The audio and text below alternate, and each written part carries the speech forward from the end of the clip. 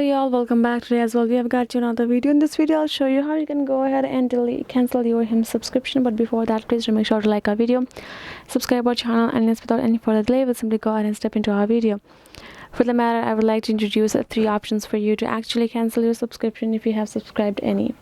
So first would be simply going to hims.com official website and going to this little human icon as your accounts as a representative. You can go ahead, tap on it, and this will simply open up your account section. So once you're logged in with your email and password, you will be able to get access to option called subscriptions. Once you have tapped on that particular plan, you will find the plan that you have been using so far. Then you can scroll down, tap on this cancel subscription, and enter the reason for it, and then you will be done. The other would be simply getting directly access to the HIMS. That would be support. So in this official website, you can go ahead, get connected with the HIMS, and type in here as well. You can simply go ahead, first get logged in and type in your problem then they will solve it to you or give you the ways for you to solve.